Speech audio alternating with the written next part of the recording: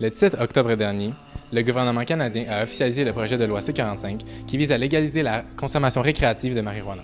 Yves McNicol, directeur du Cégep de Terrebonne, nous parle des défis de cette transition et de l'impact sur les institutions scolaires et les élèves qui la fréquentent.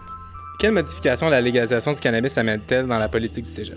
Ce qu'on a fait, on a modifié deux politiques. La première politique est celle de la consommation de tabac et la cigarette électronique, à l'effet qu'on ne puisse pas consommer sur les terrains du collège, ni aux abords des portes et des choses comme ça. Deuxième modification qu'on a faite, c'était davantage par rapport au code de vie qu'on appelle, c'est-à-dire que tout étudiant qui est sous l'influence soit de l'alcool, soit d'une drogue, et qui n'est pas dans des dispositions pour assister à des cours, peut être expulsé de ce cours. Comment est-ce qu'une institution académique comme le Cégep de Terrebonne se prépare-t-elle à un changement comme ça? Donc, encore une fois, on a travaillé au préalable sur nos politiques.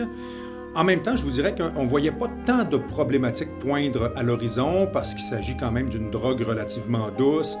On sait qu'il y a quand même un certain niveau de consommation dans une clientèle aussi jeune comme la nôtre.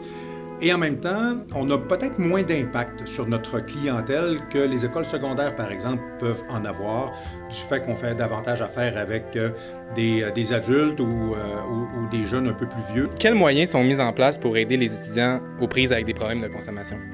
On a fait une alliance actuellement avec les services sociaux. Donc, on a une intervenante ici à l'interne qui s'appelle Déborah, qui peut, elle, faire de l'action directe avec des jeunes qui pourraient avoir des problématiques de consommation. Donc, ça peut être des jeunes qui ont déjà un diagnostic, qui ont déjà un suivi, mais qui va se poursuivre maintenant ici au Cégep.